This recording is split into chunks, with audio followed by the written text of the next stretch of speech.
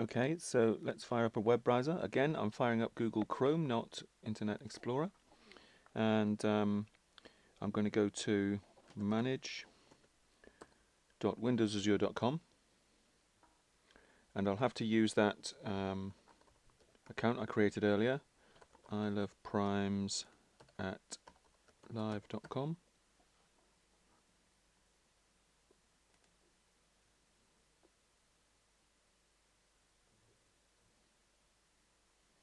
Okay, and the password. And that signs me in.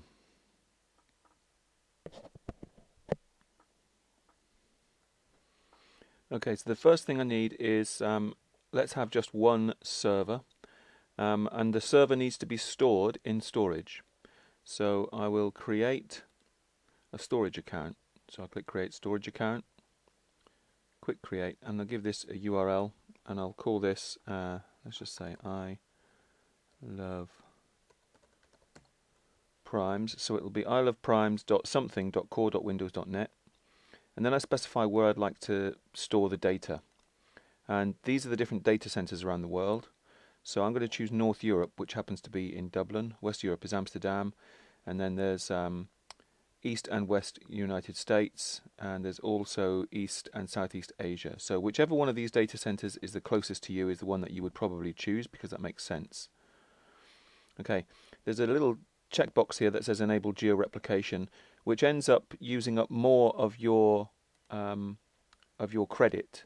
So it's only a small amount, but it makes a difference. So what I would do is switch that off, because what that does is it replicates your data to a different data center. Like in Dublin, it replicates it to Amsterdam in case of a catastrophic failure. But I don't think we'll have those. The data is saved 3 times in a data center in any case, on 3 separate disks. Okay, so let's create the storage account.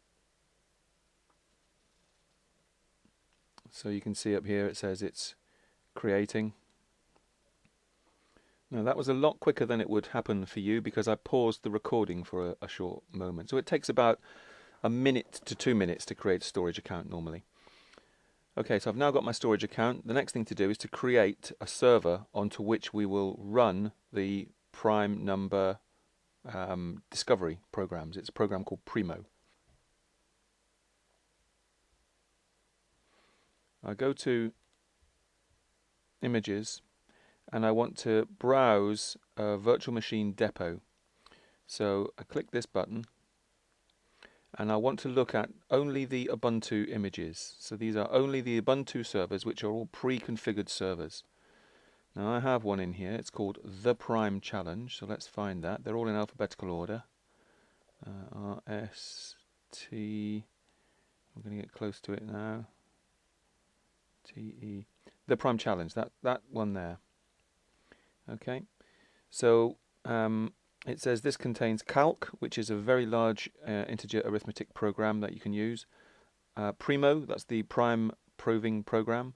The Ubuntu desktop, and XRDP, which means you can get a connection to the desktop itself. I'll show you what that means later. Okay, so what's going to happen now is it's going to copy this image, which is 29.3 gigabytes, it says it there, into the Dublin data center. So I'll specify that I want to copy it into North Europe. Now you would obviously specify a data center which was close to you, but I'll specify North Europe. And I want it to go into this storage account, the one I created a few moments ago. Okay, so I click OK, and this is going to take a little while now. And you can see up here it says it's retrieving the status, and it says it's copying. So we can sort of get an idea of how long it's going to take. It's just started, that's 0%.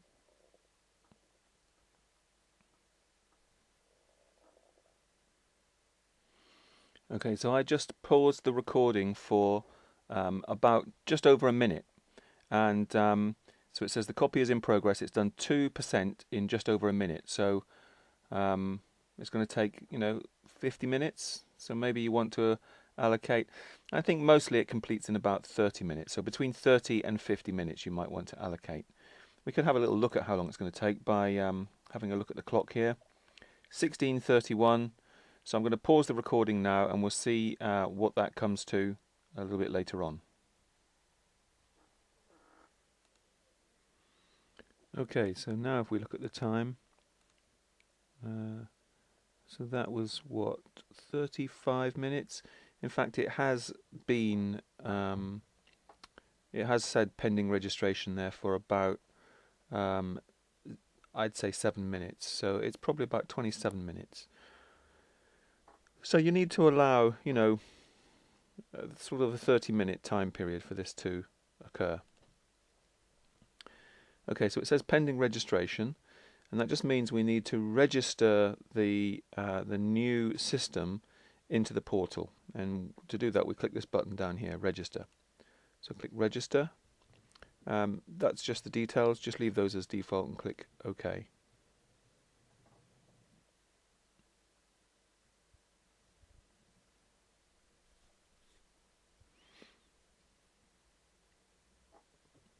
And now it says available. So what that means is it's now possible to create a virtual machine which contains all the correct tools. So to do that, I go New, Compute, Virtual Machine, and say from Gallery. Now there's lots of different machines here. There's Windows servers and SharePoint servers and SQL servers and BizTalk servers and Oracle servers and lots of different Linux servers and so on. But the one that I'm really interested in is in my images, and that's this one. So that's the one we've just registered. So this is in my images because we've just gone through the process of registering it. So I'm going to create one of these. So I click the next arrow and I give it a name. So I'll call this I Love Primes. And then I can specify the size of the instance. And do you remember earlier I showed you the prices of those various machines which come out of your £130 or your $200 US. So I'm going to take I'll use a small single core 1.75 gigs of memory. You see, we're computing, so it's not really the memory that's the problem, it's the number of cores that we have which can make this more efficient.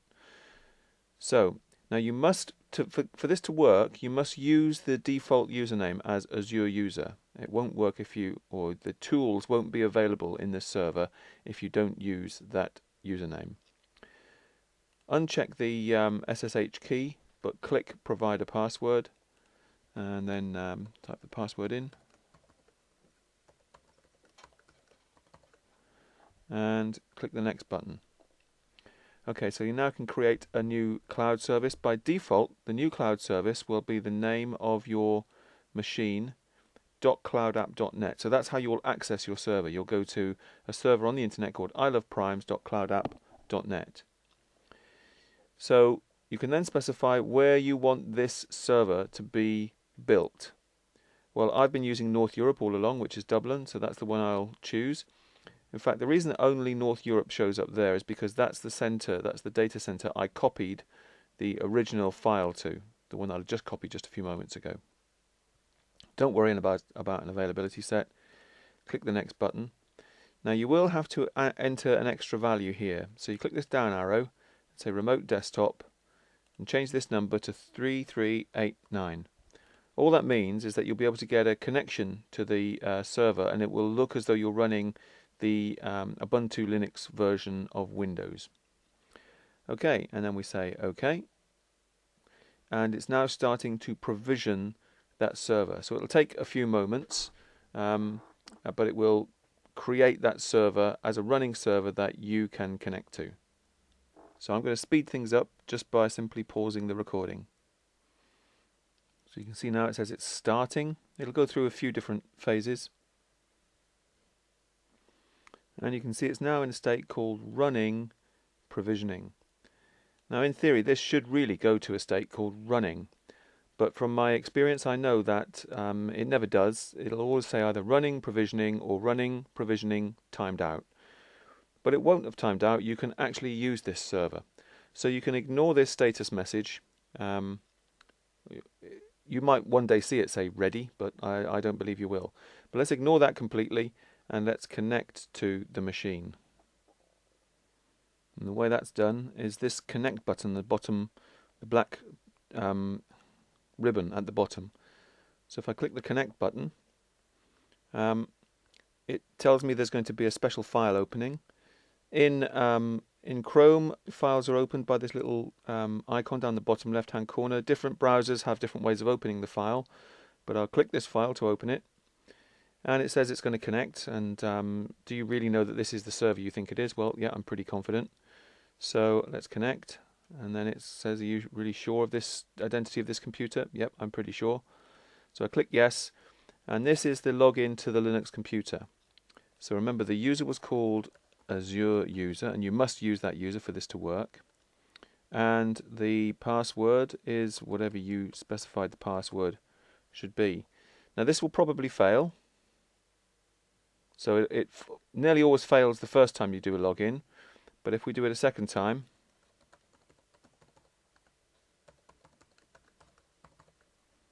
then it'll probably work. And it does. So we need to be a little bit patient with the desktop of the Linux server, because it takes a little while to paint the screen. As you can see, that's what it's doing now. We're going to get a what's equivalent of a start menu down on the left hand side here. Okay, so there are a few things that are interesting for you to try. You can see this program here which says terminal. If I click that, then there's a program in here called Calc. If I do Calc, C-A-L-C, then it allows me to do very, very large integer arithmetic.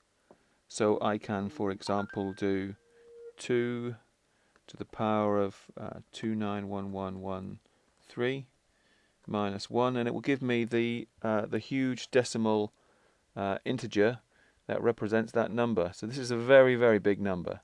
Let's just have a look at it. As I scroll up through here, you can see we're scrolling through this very large number. So let's imagine I wanted to put a very large number into a file to use later. Then I could do that. I can type quit, and I could type calc.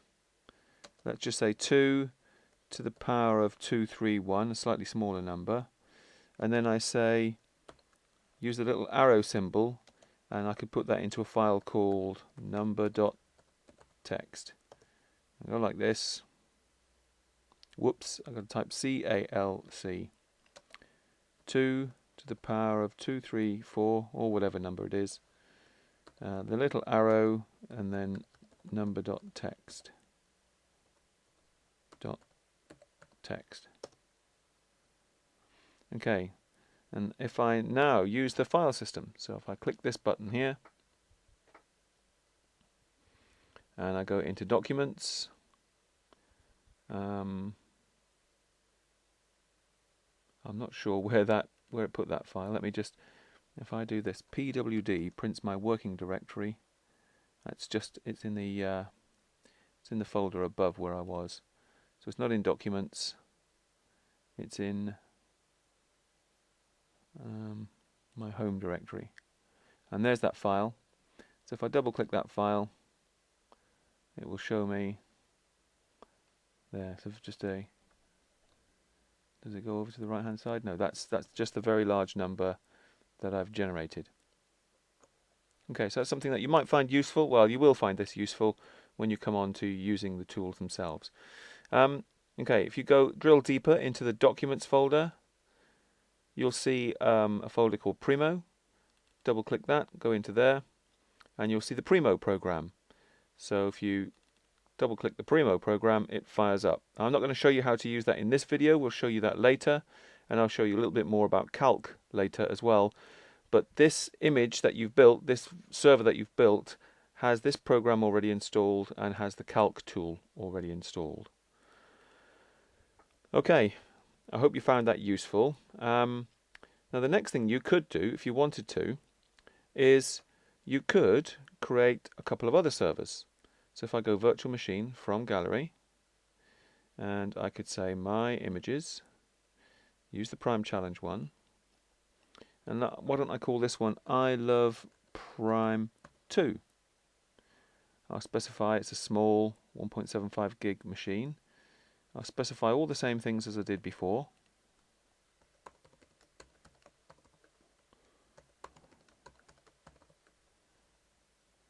Go to the next page. I love prime2.cloudapp.net. In North Europe, no availability set. And then change this to add another remote desktop, 3389. Click OK. So you can see that's now going away and it's creating the virtual machine.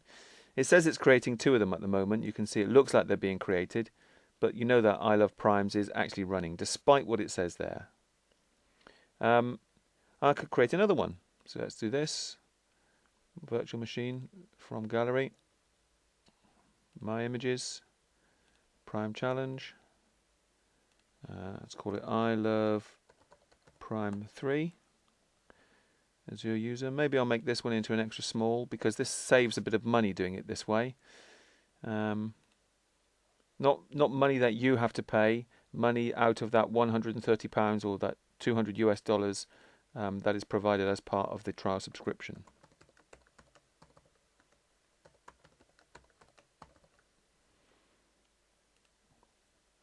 Okay, so it's iloveprime3.cloudapp.net. It's in the North Europe data center. Click that and then add the remote desktop. Say OK. Okay, so I will eventually have 3 servers running. And that means I can have 3 copies of Primo running. So I could have 3 calculations running on different prime numbers at different times. Now if you work out how many servers you can have, well, in a month you can have up to £130 worth of resources. So you just need to go to the pricing page to work out what is the best thing for you to do to most efficiently use the resources that you've got. So there'll be a separate video which describes all of that, but you could carry on here creating these servers, and eventually they'll all stop running when you hit your £130 or US $200 limit here. Okay, now another thing which you might find quite useful is you maybe don't want to keep coming into this portal, into this web page every time you're going to check on how well your numbers are doing.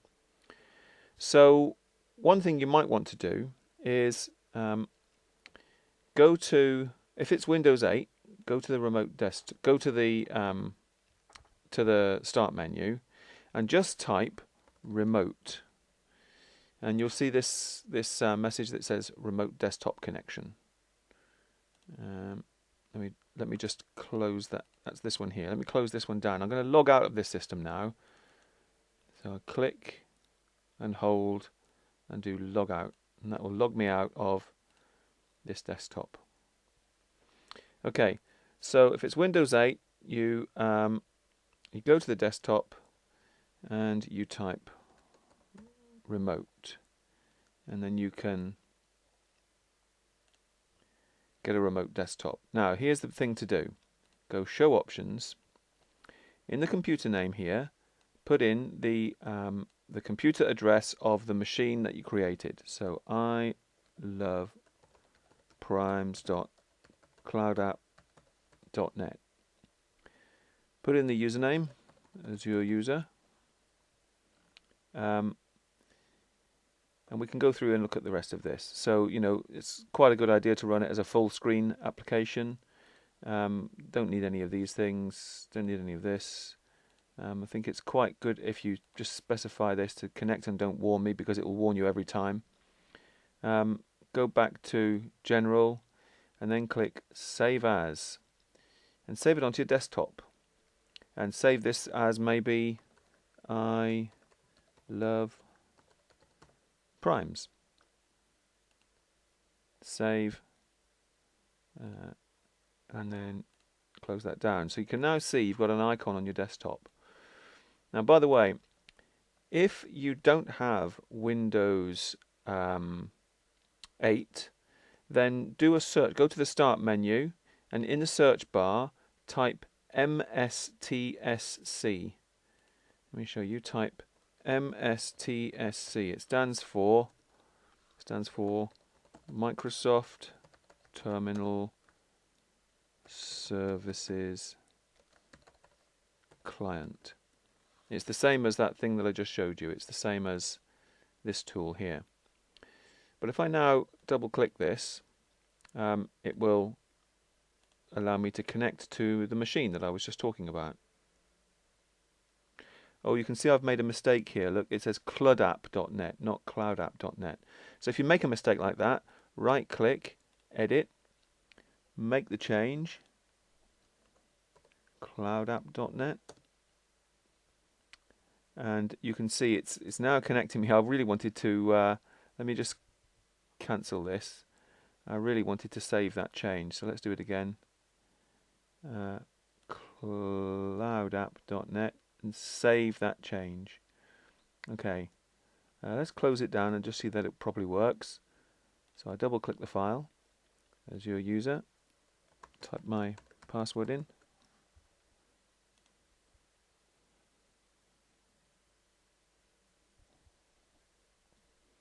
and I'm in there now. So obviously another thing I could do is I could either search for MSTSC on versions of Windows earlier than Windows 8, or come here again, type remote desktop connection. I've got to close it down in order to get the connection that I want, so let me actually log out of these. So I'll log out of this one. Whoops.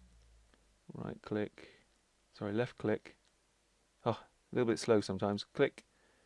Log out. Log out of that one. And then this one is running, isn't it? Yeah, that one's also running, but I can close it down. Yeah, I can disconnect the session because it's not actually logged in.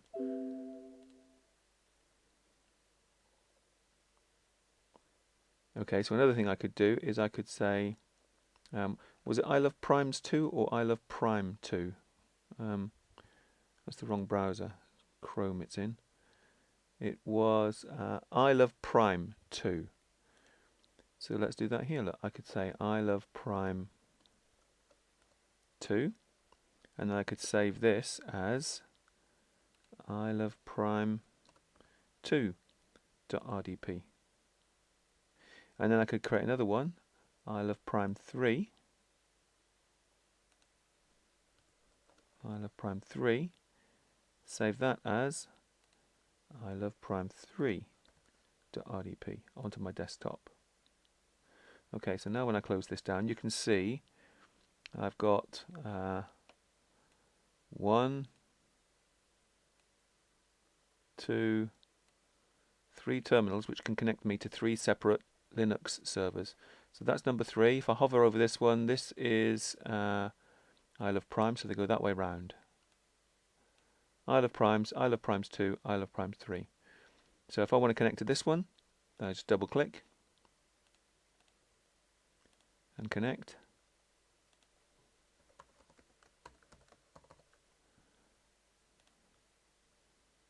And remember, always the first time you log in you get an error, but the second time it's okay. So we go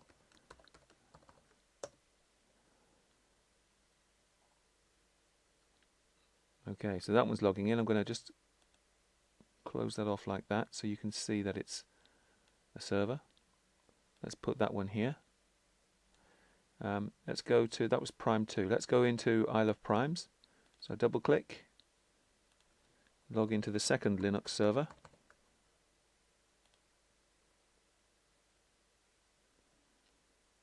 So remember, these servers are all running in the Dublin data center. So they're running in a huge data center in Dublin, or depending on where you connect to, they're all huge data centers. And there we go. There's the second server. Let's put them in a sort of a logical order. Let's make it a little bit smaller. Let's put number 2 there.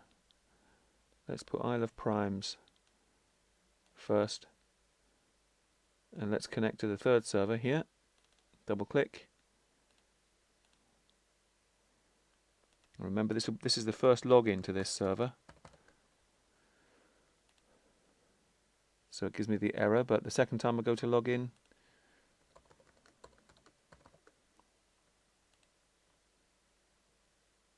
it works. And if we close that, resize, and there we are.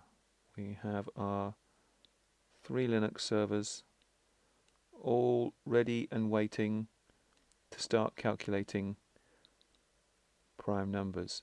So you can work out, you can look at the pricing information yourself and work out whether you want to have, you know, lots of single core servers running lots of copies of Primo, or maybe you want just a few multi-core servers, because Primo is a multi-threaded program, so it can take advantage of the fact that there are multiple cores. And that's some kind of, you know, that's decisions for you to make on how efficient you think things might be. Perhaps you could run some experiments to find out what tends to run the fastest, and see if you can beat everybody at the prime challenge. But that's a decision for you to make. Great. Okay, so make sure you look at the other videos to understand how to use Primo and how to use Calc. Hope you enjoyed this.